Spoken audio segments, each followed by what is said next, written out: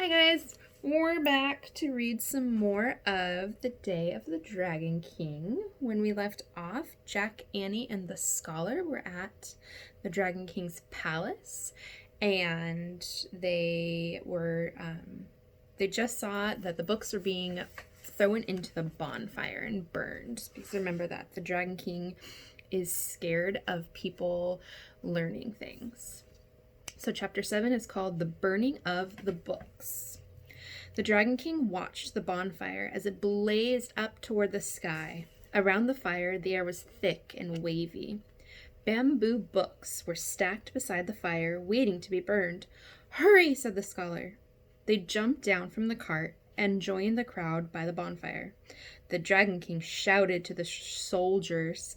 They began throwing the books into the fire. The bamboo crackled as it burned. "Stop!" cried Annie. Jack grabbed her. "Quiet," he said. Annie pulled away. "Stop!" she shouted again, but her voice was lost in the noise of the roaring fire. "There's your story," said the scholar. He pointed to a bamboo book that had fallen off a waiting stack. "I'll get it," she said. She dashed over to the book. "Annie!" cried Jack. But she had already snatched up the bundle of bamboo strips and was charging back to them. "Got it! Quick, put it in your sack," she said. Jack put the bundle of bamboo strips in his sack. Then he looked around fearfully. He gasped. The Dragon King was glaring at them. Then he headed their way. "Seize them!" the Dragon King shouted. "Run through the burial grounds," the scholar said to Jack and Annie. "The soldiers will be afraid to follow. They fear the spirits of the ancestors." "Thanks," said Jack. "Thanks for everything." "Good luck," cried Annie. Then she and Jack took off. Soldiers shouted after them. An arrow whizzed by, but Jack and Annie kept running. They ran down the path to the burial grounds. They jumped over the low brick wall and ran between the huge mounds of earth. Suddenly, arrows filled the air around them. The archers were shooting from the tower.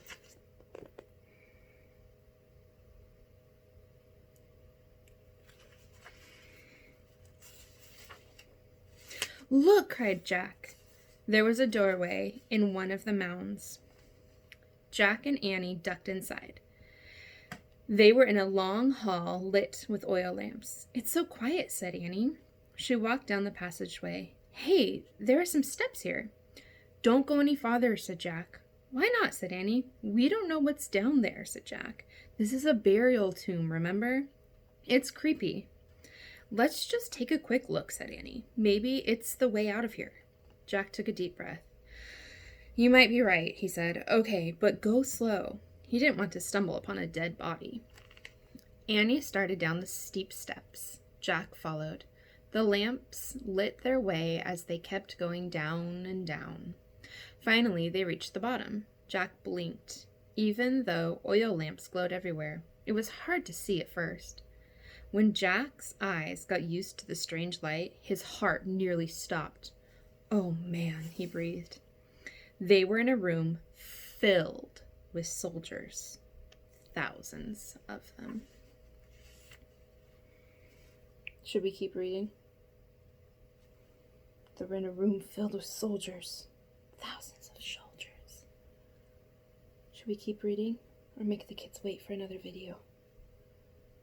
You want to keep reading? Okay. Chapter 8 is called The Tomb.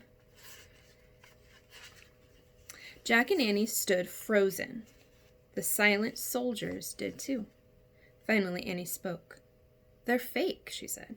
"Fake?" whispered Jack. "They're not real," she said. "They look real," said Jack. Annie walked straight toward the front row of soldiers. Jack held his breath. Annie pulled the soldier's nose. "Fake," she said. "Oh, brother," said Jack. He walked over to the soldier and touched his painted face. It was hard as stone. "It's amazing," Jack said. Annie nodded. "It's like a museum." She walked down a row between two lines of soldiers. "Wait, this is spooky," said Jack. "What is this place?" He put down his sack and pulled out the china book. He found a picture of the frozen army and read aloud.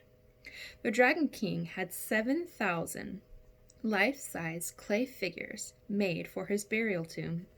The clay was baked and painted. The Dragon King hoped that the clay army would protect him after he died. It's like the pyramid in ancient Egypt, said Jack. Remember? The queen was buried with a boat and lots of things to take to the afterlife. He looked around. Annie? I'm here, she called. She was far down another row. Come back here, yelled Jack. No, you come here, said Annie. It's so cool. All their faces are different. Jack threw the book into his sack. Then he hurried down the row to Annie. Look, she said. Just look.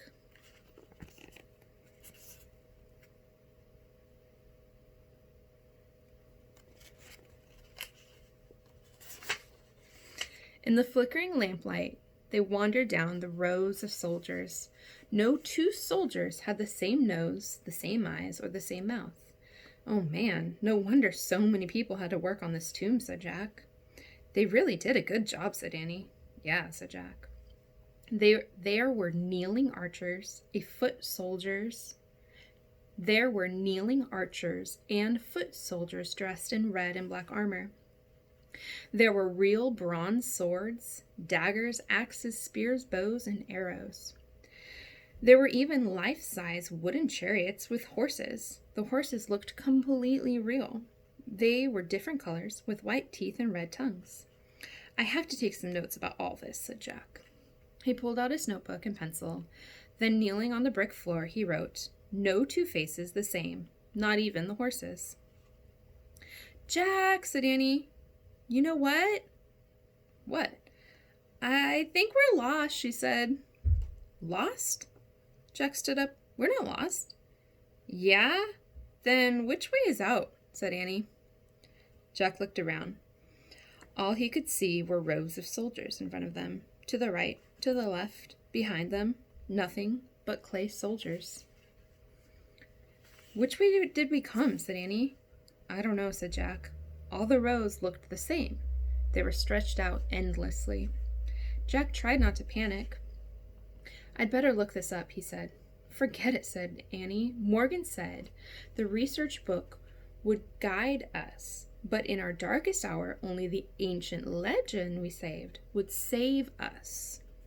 Is this our darkest hour? Asked Jack. Annie nodded. Yeah, it's pretty dark. It does seem to be getting darker in here, thought Jack. The air was getting thicker, too. It seemed harder to breathe. Let's ask for help, said Jack. He reached into the sack and pulled out the bamboo book. He held it up and said, Save us! As Jack waited, the tomb seemed unbearably quiet. Jack held up the book again. Please help us find a way out, he said. He and Annie kept waiting, but nothing happened. The air was growing even thicker. The light was getting dimmer. The countless rows of soldiers seemed creepier. Help did not come. Jack felt faint.